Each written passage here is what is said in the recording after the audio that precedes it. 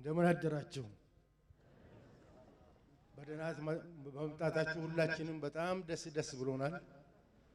ዛሬ ከታችኛው ያስተዳደር ከወረዳ ከቀበሌ ከዛም ቀጥሎ ባሉት ደረጃዎች ሁሉ አልፋችሁ እዚህ በመድረሳችሁ ዛሬ ኢትዮጵያን ሊያድናት የሚችል ምክክር ብቻ ነው ብላችሁ አምናችሁ በመምጣታችሁ እንኳን ደስ ያላችሁ፣ እንኳን ደስ ያለን።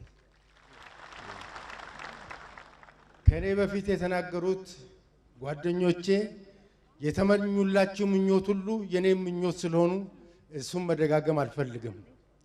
ነገር ግን ምክክር ማለት የአንድ ወገን ብልጫ ሐሳብ ብቻ የሚወሰድበት ሳይሆን ሁሉም ያላንዳች ፍርሃትና ያላንዳች ሀፍረት የሚሰማውን መግለጽ አለበት።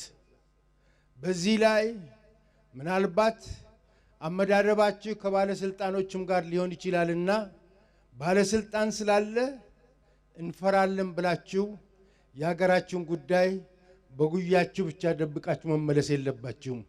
ስለዚህ ማንም ኖረ ማንም ተቀመጠ ለአማራ ክልል ለኢትዮጵያ ሕዝብ የሚበጀውን ነገር ከመናገር ወደ ኋላ እንደማትሉ ትልቅ እምነት አለኝ።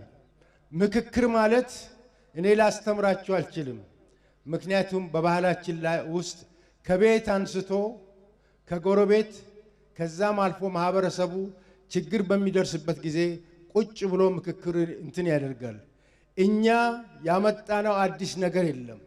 እኛ ያመጣነው አሁን በሀገር ደረጃ ምክክር እንዲካሄድ ነው እንጂ ለምክክር አዲስ አይደላችሁም። ነገር ግን በሀገራችን ባህልም ምክክር በሚደረግበት ጊዜ ትልቁ የሚፈለገው መደማመጥ ነው።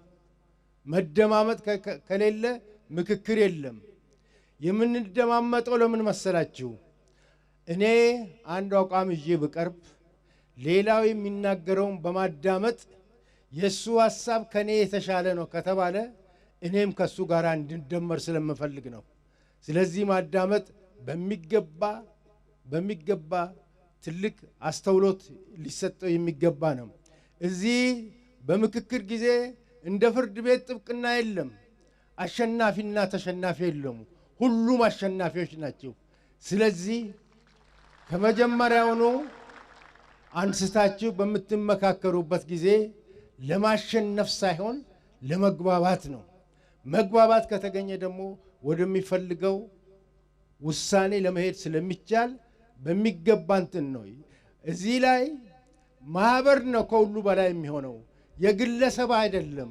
ግለሰቡም የተለየ ነገር እንትን ቢሆን በሀገር ሽማግሌዎች መክሮ ወደ ብዙሃኑ ሐሳብ መምጣት ይኖርበታል። ስለዚህ ይህንን በዝርዝር በምትነጋገሩበት ጊዜ በሚገባ እንድትገነዘቡት ለማሳሰብ ነው የምፈልገው። አንደኛው መደማመጥ የፍርድ ቤት ጉዳይ አይደለም። ጠበቃ ቆሞ አሸናፊና ተሸናፊ አይለይም። አሸናፊዎች ሁላችንም ስለምንሆን የአንዱን ችግር ጠግነን የሌላውን ደግሞ ደህናው ጋር አስተባብረን አንድ አይነት ውጤት ለማምጣት ነውና እንትን ነው። እዚህ በአማራ ክልል ይህንን ጉባኤ ለማካሄድ ብዙ ጊዜ ፈጅተዋል። ሪሊ እዚህኛው ላይ ከወረዳ አንስቶ ከእናንተ ጋር ሲተባበሩ የነበሩትን የኮሚሽኑን ሰራተኞች ያስተዳደሩንም ሰራተኞች ሁሉ ማመስገን እንፈልጋለን። ያለነሱ ጥረት ይሄ ዛሬ የምናየው ነገር የተሳካ ሊሆን አይችልም።